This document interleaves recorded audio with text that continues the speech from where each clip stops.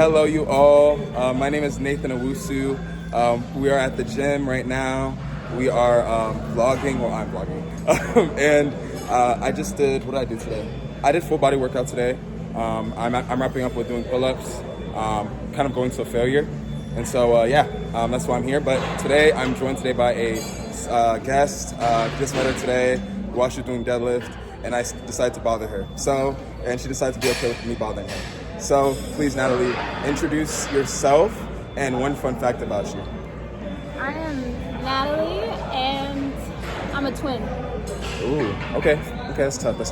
Cool. All right. Okay, so we're gonna go on with we're doing 3 questions, and yeah. So my first question is, why do you work out / what is your purpose for working out?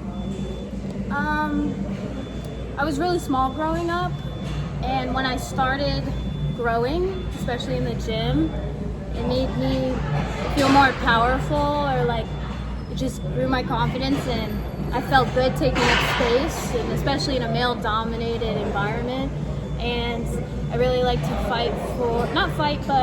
stand for women getting bigger and stronger and just healthier, and not be afraid to be the only one in the gym or the free weights, you know. That's tough. Yeah, for me, so I work out, before, when I first started working out, it wasn't from a healthy place. I used it as a way of like self-harm, so like I would, medicate through working out. So like more than like the, self-care, it was like self-care to the max, so it was unhealthy. Yeah. I was improving, then it turned into like an addiction. And and it feels good, the endorphins and all the things, but I think when COVID hit, that's when I really had to stop working out, or at least going to the gym. Yeah, stop. Yeah, and I had to learn calisthenics. So I learned how to do like push-ups and like different forms, like side to side, the diamond, the regular, the wide, Spider-Mans, elevated, incline, decline, stuff like that. And so just to figure out like how to still maintain my upper body, because that was what I was focused on. Of course, now I'm focused on lower body, but so the reason why I work out now is to really meet people, really care about my body, like take care of it, because your body's a temple. Like, everybody in here is trying to improve themselves, and it's the kind of people you want to surround yourself with. That's true. That's deep. So and then I think also like I want to teach people or show people that like it doesn't matter how you look when you come to work out. Like, it just matters that you keep coming. And, that you can ask for help, that it's okay to be like, I don't know how to do this workout, and talk to somebody, be like, hey, can you spot me? Hey, I need help with this. Like, it's actually, the gym teaches you a lot of things. My second question is, if you were to die today, where do you think you would go and why? Physically, wouldn't go anywhere, but I like to believe my energy, if you want to call that my soul, will go to a better place or transform into something else. Not necessarily reincarnation, but my energy will go other places than my physical state. What about you? Yeah, thanks for asking. That's a great question. I think for me,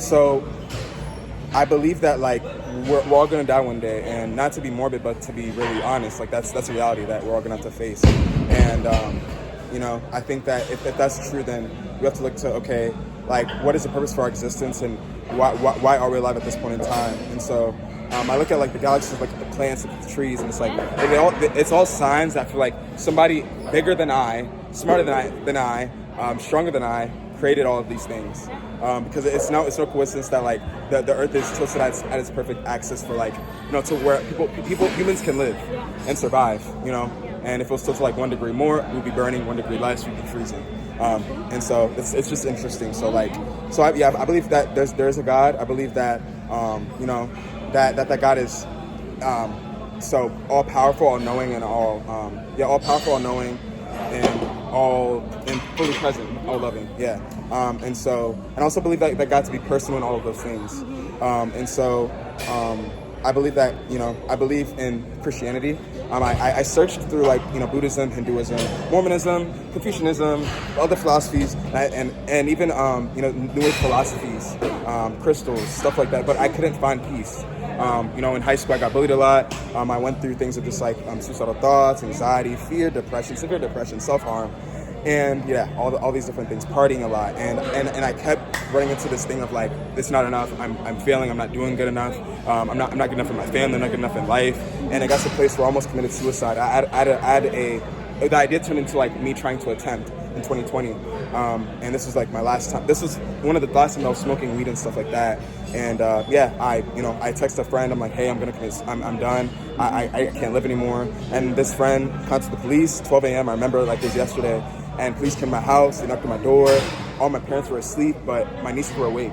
And they're younger than me, of course. And they were just looking out the window, and they're like, some police at the door. So I open the door, police come, and basically like, they're like, hey, how are you doing? I was like, I'm okay. And they're like, your friend is worried about you. And basically, I was just saying like, they're saying like, come to the police car and stuff like that. And I was like, hey, like, what if I don't want to? So, and then they're like, either we handcuff you to the police car, or like, you go willingly. And so I went to Sentara. My nieces were screaming, don't take him. They were crying. It was very traumatic, like, for them. And so once the hospital stayed overnight, over 8 hours in the emergency room. And I saw the psychiatrist. They asked me if I'm still thinking about killing myself. I said no. But I was really thinking yes. And then I walked home. It took me like 45 minutes to get home, because it wasn't far, but like walking, it was far. And so so through that experience, or after that, and after seeing different people like die, or being, violence at parties, or shootings, or police, like there's a lot of different things at these parties, a lot of different things I've experienced. And I was like, okay, then like I just gave my life to Christ, and I was like, Lord, like, help me, like I need you. And He came to my life. I confess that I'm broken, I'm sinful, I'm messed up. And the things that I went through, like, I can't go through it on my own.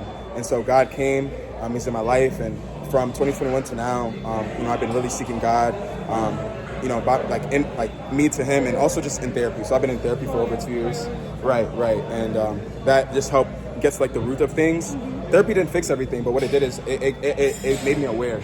And then God came and like fixed it, and then exactly, because I was already working hard my whole life, like, of doing things. But I was working hard in the wrong places, and so God like fixed my mind and like showed me that like I no longer have to be addicted to pornography. I no longer have to be on drugs or vaping or smoking or partying. And so I literally have no desire for those things anymore because of Him, and because of Him, like, not only helping me through that, but like the root was that I was focused on self. Like it was pride, it was insecurity. I didn't feel like I felt like it was all about me. And then He twisted my perspective to be like, oh, it's actually about other people, and actually about Him, and then me helping other people in the community and stuff. So I'm very big on that, and so so that's what I believe in.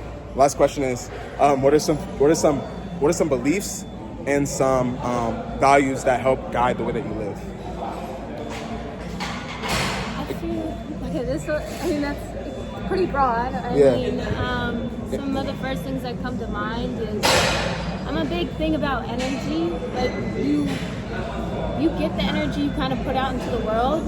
Like, if you're kind, I hope like you get that kindness back towards you. And can you repeat the question? Like, just my core values. Core values. That's fine. Yeah, it's however you interpret it, and then so core values. Like, your core values, not like general.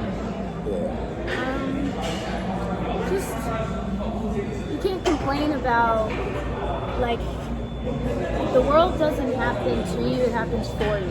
So you gotta like really, I don't know, the way you attack certain situations, like depression is really consuming, and it is a chemical like imbalance in your brain. Like, you feel like you can't get out of it, and that's something I've struggled with, and to get out of it into a better mindset where I can look kind of outside of, those negative thoughts and think, like, I wouldn't be where I am today if I didn't go through that trauma, and I wouldn't be as healthy as I am. So you got like gratitude is a big thing for me. That's huge. On gratitude. That's huge. And I really, you don't see much of it today. Especially in Western society. With all, everything happening in the world, we have a lot of freedom and things we should be grateful for waking up every day that other people can't do. Yeah. Gratitude, that's big. That's big. Yeah, I agree with some of what you said. I mean, those are good. Gratitude. I think, just like I think being mindful. That's what helps me. Like I like to be mindful of who I'm around, who I'm talking to, and respecting them. I didn't do a good job of that growing up. I didn't really care about other people. Like self-centered. Yeah, go self-centered, which caused me to be in depression and stuff like that. Because you can become so nitpicky if you focus on yourself. Like, this isn't right, this isn't right, this isn't right, and the small things will add up, whether that's for gratitude or for And not being grateful. when you're checking on other people in your life instead of like focused on yourself, Right. it tends to come back to you. They'll be like, oh, she asked me about my day, I'm gonna ask her about her day too. Right. But it's really good to surround yourself with. And some people are also going through like harder times than like maybe you or like, you know, or vice versa. So it's like knowing the time and place for how to speak and also knowing that like sometimes like in the world, even for me, like I've noticed that when I open up to my like family or even some people that are because I'm African American, like mental health is not really a thing. Like especially men, mental health and like that's a men whole even crying. different- Yeah, so it's like I can't be like, oh, I'm gonna expect a lot from them because they're also dealing with their own things, and it's like me showing them what it looks like to be emotional with God The or best thing talk to people. Recently that I've learned is kind of to save myself from disappointment from others is lower your expectations for them. I mean, like I've been less disappointed in people in my life, and the right people have become closer, and the wrong people have drifted away. So. Yeah.